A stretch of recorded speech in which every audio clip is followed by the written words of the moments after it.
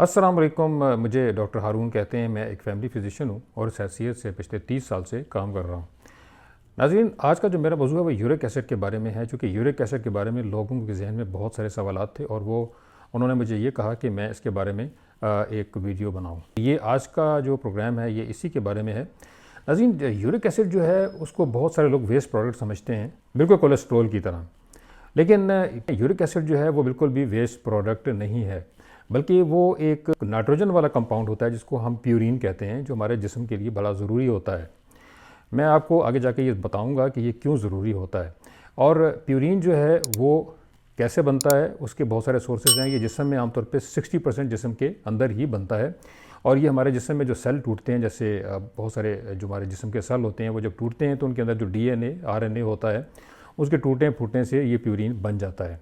अच्छा, बहुत सारा जो प्यूरिन है वो कुछ तो रिसाइकल होता है, दोबारा से मुख्तलिफ सेल्स होता है वो बनाता है, उनका DNA बनाता है और RNA, लेकिन कुछ जो है वो यूरिक एसिड में कन्वर्ट हो जाता है। अब ये जो यूरिक एसिड है ये ऐसे नहीं बन जाता और ये बिल्कुल बेकार की चीज़ नहीं है, बल्कि यूरिक एसिड जो है वो जिस्म के लिए बहुत ज़रूरी है। इसका जो सबसे बड़ा काम है यूरिक एसिड का जिस्म के अंदर, वो एंटीऑक्सीडेंट के तौर पे है, यानी ज़िद्द तकसीदी काम है। जिसमें में जो फ्री रेडिकल बनते हैं, ऑक्सीजन रिएक्टिव स्पीशीज़ बनती हैं और जो कि हमारे दिल को, हमारे खून की नालियों के जो अंदर सेल्स होते हैं उनको नुकसान पहुंचा सकते हैं, या हमारे दिमाग के जो सेल होते हैं या नर्व्स होती हैं, नसें होती हैं, उनको नुकसान पहुंचा सकते हैं। उन सबको साफ़ कर देता है। इस लिहाज से ये दिमाग का और असाब का बहुत बड़ा मुहाफ़िज़ है। और बहुत सारी बीमारियां जैसे पार्किंसन डिजीज़ है और अल्जाइमर जो भूलने की बीमारी होती है उसको भी ये होने से बचाता है। यानी कि यूरिक एसिड अगर नहीं होगा तो आपको भूलने की बीमारी हो सकती है, आपका दिमाग डैमेज हो सकता है। इसके साथ साथ ये दिफाई निज़ाम जो डिफेंस सिस्टम होता है उसके लिए बहुत ज़रूरी है। इसके अलावा जिसमें जो इन्फेक्शंस होती हैं उनसे भी जिस्म को महफूज रखता है।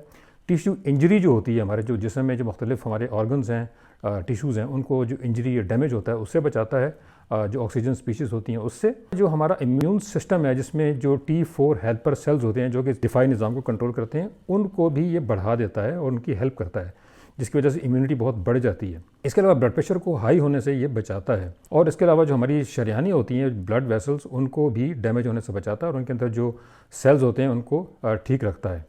अगर जिस्म में यूरिक एसिड 3 से कम हो जाए तो जिस्म में कमज़ोरी शुरू हो जाती है, इम्यूनिटी कम हो जाती है। इस तरीके से अगर ये 7 से बढ़ जाए तो उसकी वजह से जिस्म में दर्दें, जिसको गाउट कहते हैं, यानी कि जिसको कहते हैं कि यूरिक एसिड हाई हो गया, जिस्म में दर्दें शुरू हो जाती हैं, इन्फ्लेमेशन यानी सूजन हो जाती है और गुर्दों पर बहुत ज़्यादा दबाव बढ़ जाता है। गाउट को ही गंठिया भी कहते हैं और ये यूरिक एसिड के क्रिस्टल जिस्म के मुख्तलिफ जोड़ों जैसे पाँव का अंगूठा, कोहनियाँ, घुटने, पाँव के दरमियानी हिस्सा और मुख्तलिफ छोटे जोड़ों में जो क्रिस्टल हैं यूरिक एसिड के, उनके इकट्ठे हो जाने की वजह से होता है।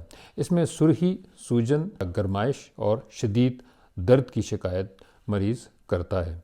आगे जाके हम बताएंगे कि इसको किस तरीके से ट्रीट किया जा सकता है। नाज़रीन, इसका मतलब ये है कि प्यूरिन जो है वो जो हमारे DNA होते हैं उनके अंदर जो बेसिस होती हैं जिनकी मदद से DNA बनता है, जिसमें 2 बेसिस बड़ी मशहूर हैं, गुआनिन और साइटोसिन, उनके मिलने से ये बनता है। तो बाहर से जो हम खुराकें खाते हैं उसमें कुछ खुराकों में प्यूरिन बहुत ज़्यादा होता है, जैसे कलेजी है, गुर्दे हैं, दिमाग है, मछली है, बड़ा गोश्त है, मटन है, झींगे, केकड़ा, मटर, चने की दाल, लोबिया और पालक। इन ग़िज़ाओं के ज़्यादा खाने से ये बन जाता है और जब ये ज़्यादा बनता है तो उसके बाद जिस्म में इन्फ्लेमेशन और सूजन हो जाती है। कुछ ऐसी ग़िज़ाएँ हैं जिनमें प्यूरिन इतना ज़्यादा नहीं होता, लेकिन वो मसला पैदा कर सकती हैं क्योंकि उससे बाद में यूरिक एसिड बढ़ सकता है। जैसे दूध है, दही है, चावल, गंदम, जवी, जौ है, अंडे हैं, आलू और बीज, जवी को ओट भी कहा जाता है। तो ये जो है अगर ये भी ज़्यादा हो जाए, अगरचे इनमें प्यूरिन जो है वो लो होता है, लेकिन इससे भी यूरिक एसिड बढ़ सकता है। इस तरीके से कुछ ऐसी ग़िज़ाएँ हैं जिनके अंदर प्यूरिन्स तो नहीं होते मगर वो यूरिक एसिड को हाई कर देते हैं, यानी कि यूरिक एसिड हाई होने से जो बीमारी होती है जिसको हम गाउट कहते हैं वो हो सकता है। तो उसमें फ्रुक्टोज़ है जो आमतौर पे फलों से आता है, ख़ास तौर पे कुछ फलों में ये बहुत ज़्यादा होता है, जैसे अंगूर है, आम है, माल्टा और कीनू है। तकरीबन तमाम जो फलों में मिठास होती है फ्रुक्टोज़ की वजह से होती है और फ्रुक्टोज़ सीधा हमारे जिगर में चला जाता है। उसके बाद जूसेस हैं, फ्रूट जूसेस ख़ास तौर पे, कोल्ड ड्रिंक्स हैं, शराब है, अल्कोहल, शहद का ज़्यादा इस्तेमाल करने से भी यूरिक एसिड हाई हो जाता है। ये तो वो है जिसमें यूरिक एसिड बनता ज़्यादा है और निकल नहीं पाता। कुछ ऐसी वजूहात होती हैं जिसमें हमारा किडनी पूरी तरह यूरिक एसिड को बाहर निकाल नहीं पाता। तो उसमें पानी की कमी है, गुर्दों की बीमारी है, इंसुलिन रेजिस्टेंस है, जिन लोगों को डायबिटीज़ होती है या तो वो, या जो लोग इंसुलिन रेजिस्टेंस वाले होते हैं, मोटे लोग, यानी वज़न जब बढ़ जाता है तो इंसुलिन रेजिस्टेंस तो हो गई, तो उससे भी गाउट हो जाता है, यानी कि यूरिक एसिड बढ़ जाता है। इस तरीके से ब्लड प्रेशर के बढ़ने से भी हो सकता है। हाइपोथायराइडिज्म, यानी कि जो थायराइड है, इसमें जो थायराइड हार्मोन है, जब वो कम होता है तो उसकी वजह से भी गाउट हो सकता है, यानी कि यूरिक एसिड बढ़ने की वजह से जो दर्दें होती हैं। इसके अलावा मैग्नीशियम, कॉपर की कमी से या जिंक की ज़्यादती से भी ये हो जाता है। कुछ दवाएं हैं जिसमें एस्पिरिन है, पेशाब आवर दवाएं, ख़ासतौर पे टीबी की कुछ दवाएं जैसे पायराजिनामाइड है, उससे भी ये हो जाता है। अब नाज़रीन, जिस वक्त यूरिक एसिड हाई होता है तो जो दर्दें होती हैं, जैसा कि मुख्तलिफ हिस्सों में, ख़ासतौर पे जोड़ों में, और जो अंगूठा जो पाँव का होता है उसमें जो दर्द होता है, उसकी क्या वजह होती है? और उसकी वजह ये होती है कि वहाँ पे क्रिस्टल्स जो हैं यूरिक एसिड के इकट्ठे हो जाते हैं और उसमें सूजन भी होती है और इतनी शदीद दर्द होती है जैसे कि किसी ने वहाँ पे कोई छुरी या इस तरह की चीज़ गाड़ दी हो। इस तरह की दर्द होती है, बड़ी शदीद दर्द होती है। अब इस दर्द को हम, जो हमारी एलोपैथिक दवाइयाँ होती हैं, उसमें जो सबसे अच्छा कम्बिनेशन है जो कि फ़ौरन हम ले सकते हैं, जिसमें एक्यूट पेन होता है, उसमें जो सबसे अच्छी दवाई है वो कोल्चिसिन है। उसमें साथ आप स्टेरॉयड को ऐड कर लेते हैं और साथ में एक एनसेड है, यानी कि दर्द की दवा, इसको इंडोमेथासिन कहते हैं। ये तीन का कम्बिनेशन है, इससे ये फ़ौरन आराम आ जाता है।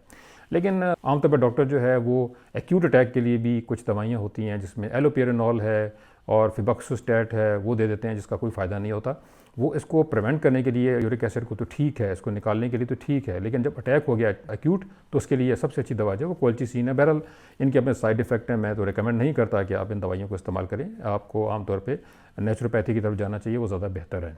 अब नाज़रीन, प्रोग्राम के इस हिस्से में मैं आपको ये बताऊंगा कि आप सिर्फ 3 दिन में किस तरीके से गाउट को ख़त्म कर सकते हैं। उसमें जो पहला दिन होता है, उसमें जो आपका मकसद होता है वो होता है सूजन को ख़त्म करना या इन्फ्लेमेशन को ख़त्म करना। इसके लिए सबसे ज़्यादा ज़रूरी है रेस्ट बहुत ज़रूरी है। रेस्ट नहीं करेंगे तो दर्द और इन्फ्लेमेशन बढ़ता चला जाएगा।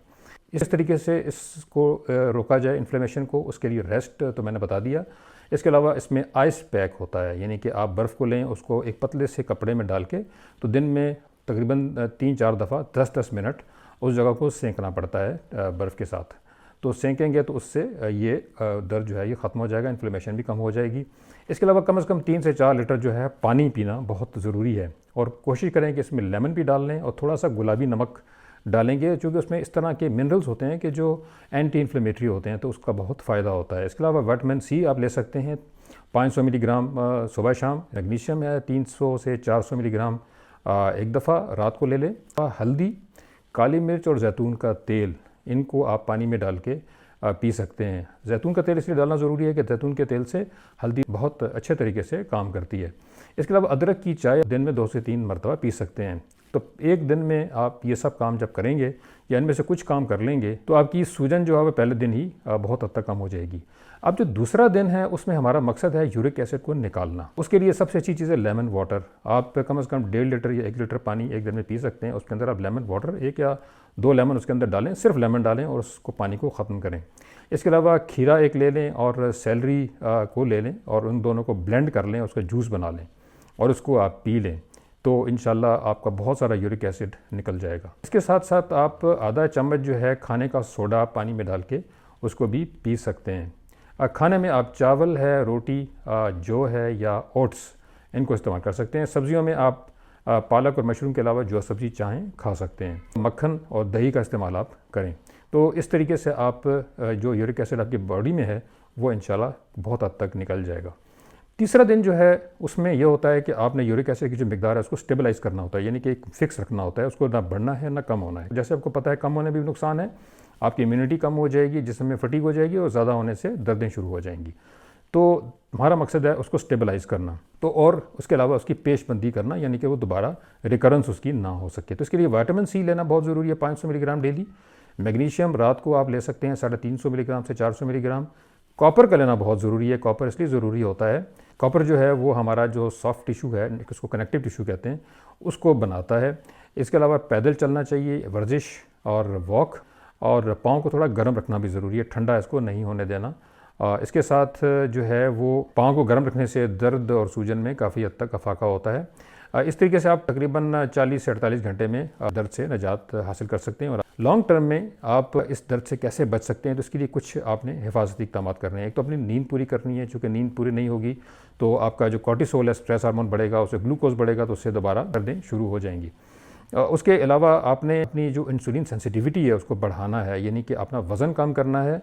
और जो शुगरी डाइट्स होती हैं, जिसमें जूसेस शामिल हैं, जिसमें बेकरी आइटम्स हैं, जिसमें पास्ता है, इन चीज़ों से परहेज़ करना है। पानी आपने मुनासिब 7 से 8 गिलास डेली पीना है। इसके अलावा मैग्नीशियम 300 से 400 मिलीग्राम रोज़ाना लेनी है।